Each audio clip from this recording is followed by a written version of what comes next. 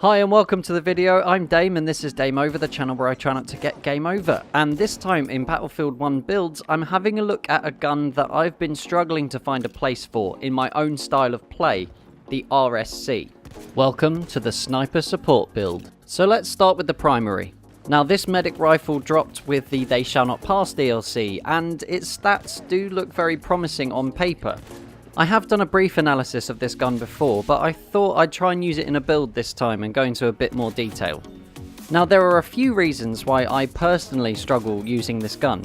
One of them being that I played Domination rather than some of the bigger game types on the whole. I do play the other game types occasionally, but I prefer Domination because it removes the random aspect of getting killed by planes and tanks or being sniped from across the other side of the map. Basically there's far more sense of control if you're playing on a smaller game type. And while this is great for most of the medic rifles, the RSC is really a long range rifle. Its minimum damage is 38 to center mass, which is a 3-shot kill at any range, and its maximum damage is over 50%, making it a 2-hit kill. And because of this extremely high damage output, the rate of fire has been set at 163 to combat that, comparing it to the autoloading 8.25 extended, which sits at 359. All of this translates to it being very difficult to use when you're really close to someone. That's not to say that the RSC can't be used in close range firefights, but because of its slow fire rate and only having 6 bullets in the magazine, you have to hit the shots. There's no other option or you're going to lose. So where do the strengths lie in using the RSC? And that is taking people out at long range. The best way I've found to play with this rifle is by providing Overwatch.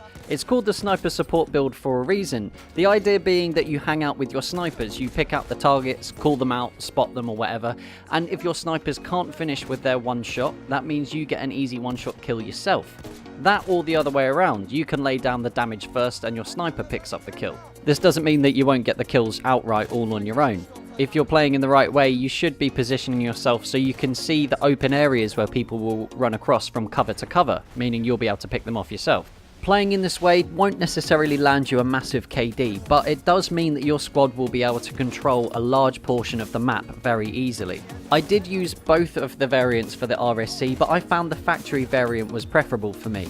And the reason for that being, and this is just for console players, is the aim assist. You can snap shoot very easily, and for those of you that don't know, this means hitting the aim down sight button and the fire button in very quick succession, relying on the aim assist to have you pointing at center mass. Now this might feel like a bit of a cheat for those of you that don't play with aim assist or who play on PC, but it is a very important mechanic to have when you're playing on console, and I say if it gives you an advantage over your opponent, you might as well use it. My top tip for using this method is to try and line up your opponent in as straight a line as possible. If they're running sideways across your field of view, it makes it very difficult for the aim assist to help you out. Although that does then mean that you just have to aim like a normal person. So I suppose get good at that as well. And now onto the secondary, which is the P08 pistol. I've chosen this one over the M1911, which is a brilliant middle-of-the-road pistol, one you'd expect in any first-person shooter, because the P08 stats are pretty much identical, apart from it has a much kinder range drop-off. It's got a very nice balance between damage, accuracy, and easy to control when you hip fire, and with 9 bullets in the mag, you've got plenty to play around with if you get in a jam. The time to kill for the P08 pistol is one of the fastest out of all the secondaries you can choose for the medic class. And gadget number 1 is the medical syringe. This is where the support portion of the build comes into play, so you want to be hanging out with your snipers or with your other long range medics, and if they get taken out from range, let's say by another sniper, you're there with your needle to happily stick it in their rear to get them up. To keep your battle hardened, teammates, in the fight. Yeah, you got it. Yeah, of course you got it. Gadget number 2 is a bit of a no-brainer for me. It's the rifle grenades frag variant. You get 3 of these from spawn, and they do exactly the same amount of damage as a regular frag, except you can cross-map people with them.